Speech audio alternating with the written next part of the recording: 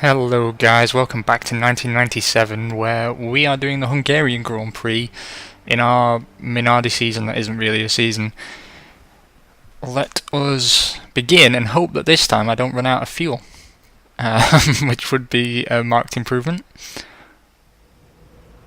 So, just going to continue with a quick car setup. We're going to go for there, I think. And we will drive out and we will talk F1.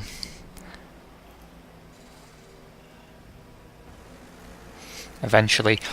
I'm recording this again with the software that came with my graphics card rather than Fraps, which I've done for the previous episodes. So there's a chance you might not see this because, we could have the usual problems we have of the engines being too loud, and it sounds like that could be the case. But let's wait and see.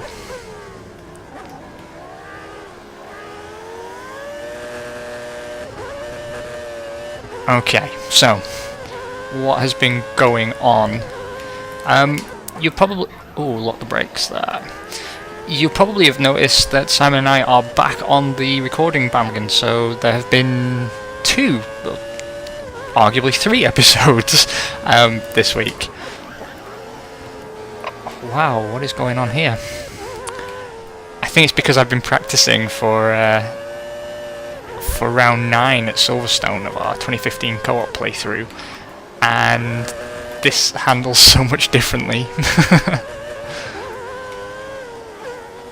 Oh, I'm making a proper pig's dinner of this.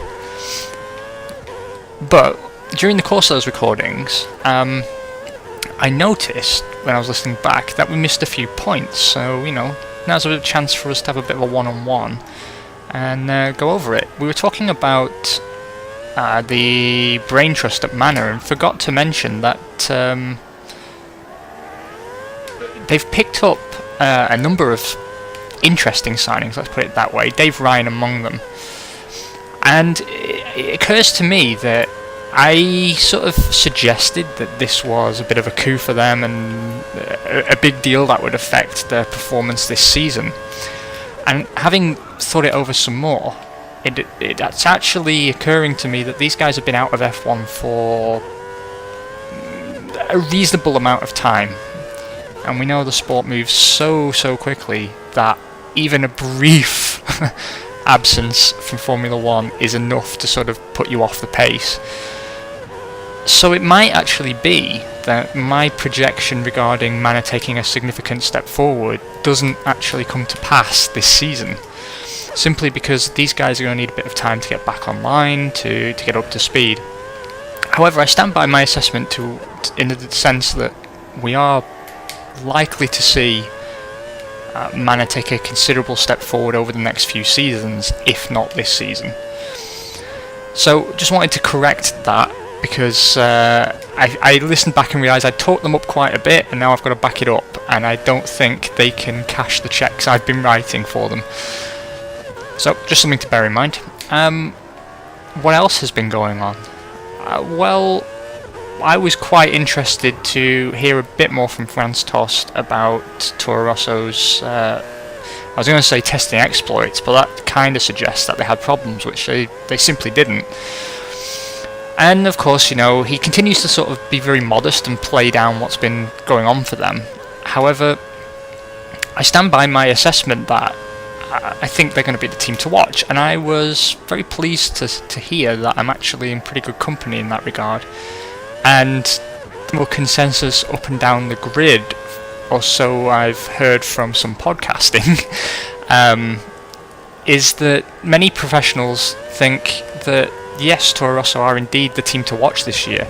Not just because the engine represents a gain over last year, but also because they have got to grips with the regulations very well. Eddie Irvine, you're ruining my lap. I had to completely back off there because you went back onto the racing line.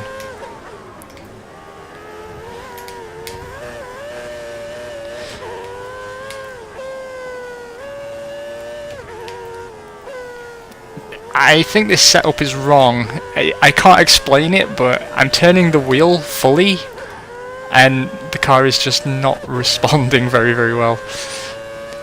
But never mind. I might come in this lap if I can remember where the pit entry is. That's always a bogey of mine.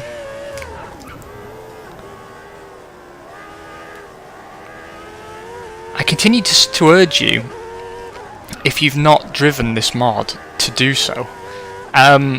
Because it's very easy to sort of think, well, you know, it's just F1 2014 kind of altered to some degree, and yeah, on the face of it you're right, but the changes are pretty substantial.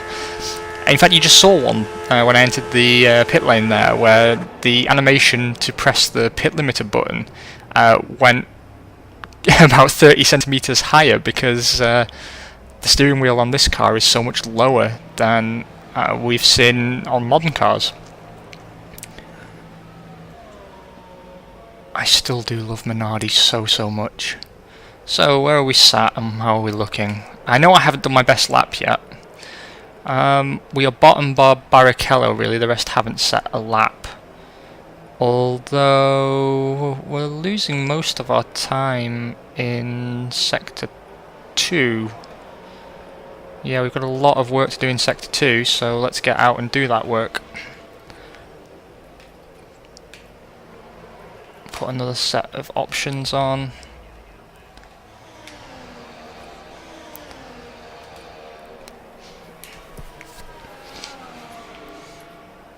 I'd still very much like to see the return of tyre wars. I know having the control tyre has its benefits, and I'm not disputing that fact, but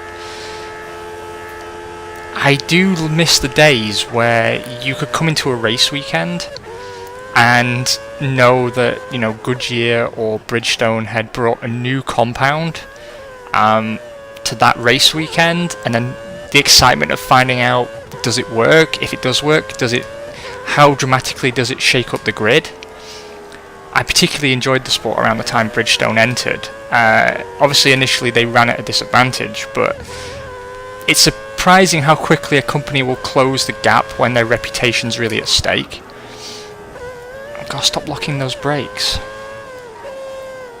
You can hear it, you can keep hearing the brakes squeal and squeak because I'm braking too hard.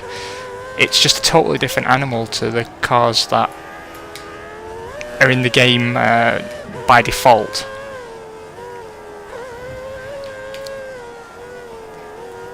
While this mod is of sort of excellent quality, I'm not going to beat around the bush, and I'm still continuing to drive this mod with a massive smile on my face. It does make me increasingly sad that Codemasters couldn't get the licensing in place to make an official mod like this. You know, they did in the 2013 game, where they had a limited range of classic cars from the 80s and 90s.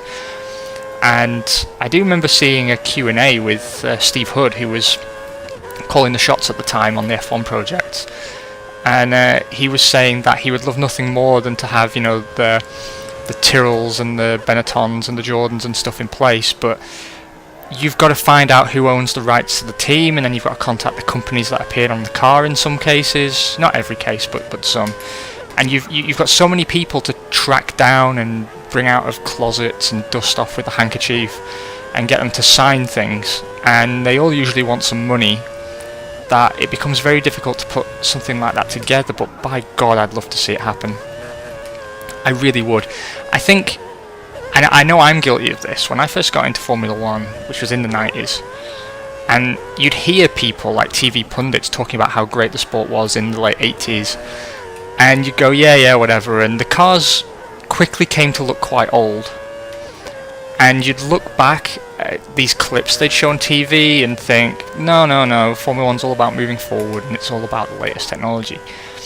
But let me tell you, as someone who's now a bit older and understands the benefit of nostalgic hindsight, I think a lot of people today who are younger F1 fans, who really enjoy F1, I think you would absolutely love 90s Formula 1. I think it was an era where, at various stages, the regulations were open enough that very, very impressive innovation was happening at a blinding pace that just isn't sustainable today without, you know, tobacco money and falling viewership figures, and the cars were sort of unashamedly, I can't even think of the right word really, but you know, today's F1 kind of has a level of guilt about it, in the sense that, you know, we've got to become more sustainable, all about road relevancy, which was never really a massive concern historically. And I understand why, because, you know, the money that was in Formula 1 is not floating around anymore. It's a lot easier for a team to find itself really, really struggling. And so I do get it, don't get me wrong, but I think it was an era of Formula 1 where, you know, teams were testing almost permanently. They have a race team and a test team. They'd show up to every race with at least 3 chassis. And you had this amazing sound coming from these power units. You had a formula that eventually evolved to a stage where all the engine manufacturers were capable of competing on a reasonable level. It wasn't like, you know, even the small time players like Hart made competitive engines. You know, they weren't a million miles away from being on the beat. I was slow at that lap. I'm going to run out of fuel on this lap if I'm not very careful, so that's my qualifying diddled. Still, 11th is a lot better than I feared we were going to end up with here, and I'm finding it easier to sort of get into the groove a little bit with these older cars. But anyway, what I'm trying to say is, you know, go back and watch some of those old races. Definitely download this mod, and you'll very quickly come to see what I mean.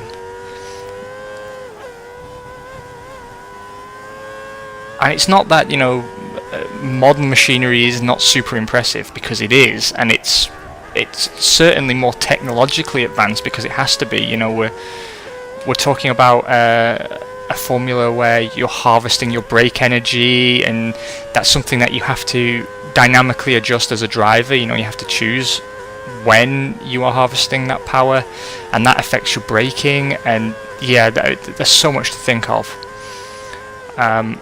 Hybrid technology is a very important area for development. I don't think anyone's going to argue too strongly against that. But my God, was Formula 1 brilliant before this technology came along, and I'm just sad that the days of sort of the mid to late 90s, where there was still enough money floating around that you had a variety of privateer manufacturer-backed teams who were putting together beautiful looking cars that sounded incredible, and it was raw racing performance. You know, you had some driving aids that were banned. You know, active suspension at the start of the decade was the big one, but you know, there's always historically in the sport been these moments where a team makes an incredible discovery and it has to be curtailed in some fashion. But I didn't feel that was something that inhibited the 90s all that much, and teams always found some way to extract something else. Anyway, I hope you've enjoyed qualifying with me for the Hungarian Grand Prix. I will see you very, very soon for race day. You take it easy.